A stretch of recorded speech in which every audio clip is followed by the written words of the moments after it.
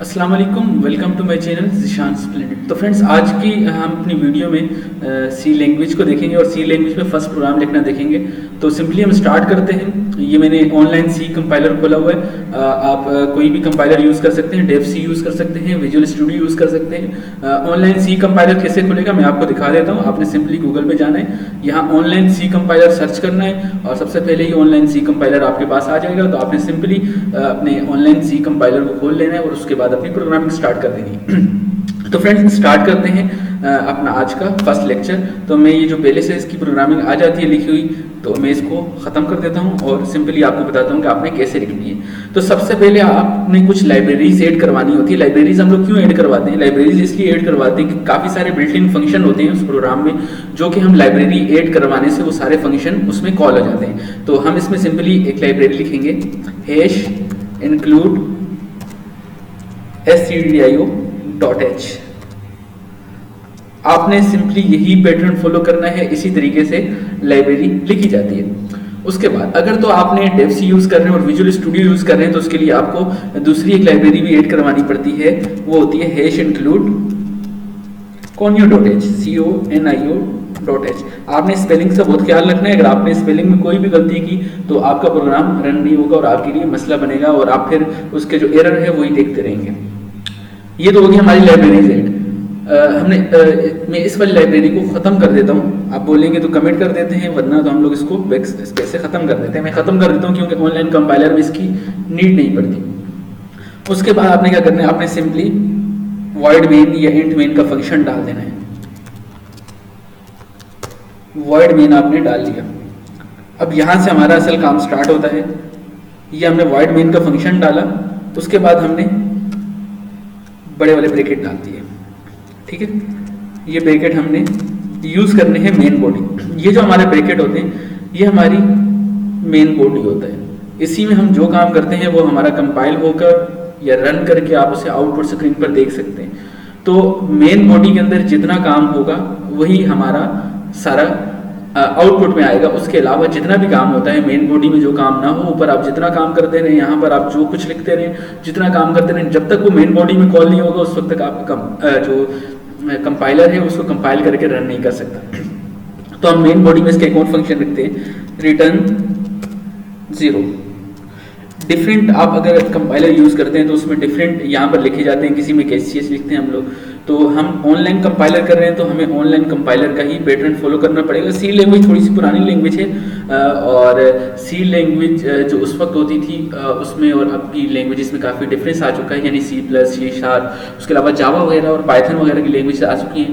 तो सी कंपाइलर को हम लोग इसी तरह लिखते हैं, इसका एक अलग सा पैटर्न है और उसी को हमें फॉलो करना पड़ता है। अब यहाँ पर हमने सी लैंग्वेज में क्या पैटर्न लिखना होता है, किसी भी चीज़ को प्रिंट करवाने के लिए यानी आपने जो आउटपुट स्क्रीन है वहाँ पर जो भी दिखाना है वहाँ आपको इनपुट की स्क्रीन में आपको प्रिंट एफ की स्टेटमेंट लिखनी पड़ेगी। ठीक है, तो यहाँ हम लोग प्रिंट एफ की स्टेटमेंट लिख लेते हैं। प्रिंट एफ, यहाँ आपने ब्रैकेट डालने हैं, यहाँ आपने दो कॉमास डालने हैं, उसके बाद यहाँ आपने स्टेटमेंट टर्मिनेटर ये लगा देना है। अब आपने ये स्टेटमेंट टर्मिनेटर लगा दिया और उसके बाद जो इसके अंदर का जितना हमारे पास यानी इन्वर्टेड कोमास के अंदर जो कुछ हम लिखेंगे, ये इस इन्वर्टेड कोमास के अंदर जो जो चीज़ें हम लोग लिखेंगे वही चीज़ें हमारे सामने आउटपुट में आएंगी। तो हम लोग यहाँ पे सिंपली जब भी पहला प्रोग्राम बनाते हैं तो हम वेलकम टू सी प्रोग्राम लिखते हैं। Welcome to C program. अब ये प्रोग्राम हमारा बिल्कुल कंप्लीट हो चुका है। अब अगर हम इसे रन करेंगे तो ये सिंपली सामने जो हमारी आउटपुट स्क्रीन है उस पर हमारा वेलकम टू सी प्रोग्राम दिखाएगा। हम इसे रन करके चेक करते हैं और जैसे ही हम रन करेंगे देखिए वेलकम टू सी प्रोग्राम ये हमारे पास आ गया आउटपुट पे। अभी अगर आपने दोबारा कोई स्टेटमेंट लिखनी है तो आप दोबारा नीचे जाएं और प्रिंट एफ लिखें, उसके बाद ब्रैकेट डालें, उसके बाद इन्वर्टेड कॉमास डालें और उसके अंदर बाहर आप एक स्टेटमेंट टर्मिनेटर लगा दें जो कि आप बताएगा कि आपकी स्टेटमेंट कंप्लीट हो चुकी है। आप यहाँ दूसरा लिख सकते हैं, my name is Zeeshan. My name is Zeeshan Ali, तो आपने ये लिख दिया, दोबारा रन किया तो ये रन हो गया। लेकिन इसमें एक थोड़ा सा इशू आ गया। वो इशू ये है कि आप देखें कि वेलकम टू सी प्रोग्राम और my name is Zeeshan Ali, इसके दरमियान हमारे पास स्पेस है सिर्फ, लेकिन हम इसे दूसरी लाइन पर लाना चाहते हैं। तो दूसरी लाइन में लाने का क्या तरीका होता है, हम लोगों ने बैकस्लैश एन यूज़ करते हैं, तो वो हमारी लाइन चेंज हो जाती है और नीचे वाली लाइन पर आ जाता है। तो देखेंगे जैसे ही हमने बैकस्लैश एन लगाए, आप या तो बैकस्लैश एन यहाँ लगा सकते हैं या बैकस्लैश एन आप यहाँ लगा सकते हैं। दोनों में किसी भी जगह आप बैकस्लैश एन लगाएंगे तो वो हमारा प्रोग्राम नीचे वाली लाइन पर कन्वर्ट होगा। आप इस जो आपके इन्वर्टेड कॉमास हैं, इनके अंदर जो चीज़ भी लिखेंगे आप सिंपली उसी को आउटपुट में शो करवा सकते हैं। अब डिफरेंट लोग जो टीचर्स होते हैं वो आपके फर्स्ट प्रोग्राम में, जब आपको सी लैंग्वेज का फर्स्ट प्रोग्राम कराते हैं तो उसका असाइनमेंट ये होता है कि आपने एक सीवी बनानी है। तो आप सीवी कैसे बना सकते हैं, आपने प्रिंटफ की स्टेटमेंट लिखी, उसको इन्वर्टेड कॉमास में लिख के आपने यहाँ बड़ा सा करके लिख दिया सीवी। उसके बाद आप नीचे दोबारा आ जाएं, प्रिंटफ की स्टेटमेंट में आ जाएं या उसी में लिखना है अगर आपने, तो आप यहीं पे बैकस्लैश एन लगाएं, बैकस्लैश एन लगाएं और यहाँ लिख दें my name is Zeeshan.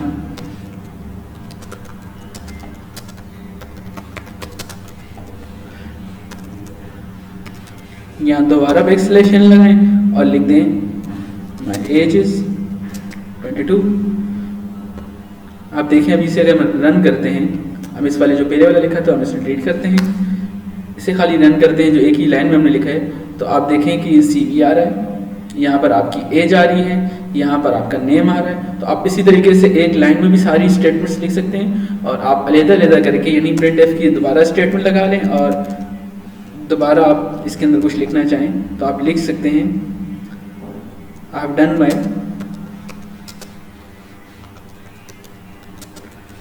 FSC। ये अब नई लाइन में आ जाएगा। यहाँ हमने देखें स्टेटमेंट टर्मिनेटर नहीं लगाया, तो स्टेटमेंट टर्मिनेटर ना लगाने की वजह से हमारा एरर आ गया। तो स्टेटमेंट टर्मिनेटर आपने लगा दिया, यहाँ पे आपने बैकस्लैश एन भी कर दें, तो ये हमारी नई लाइन में आ जाएगा।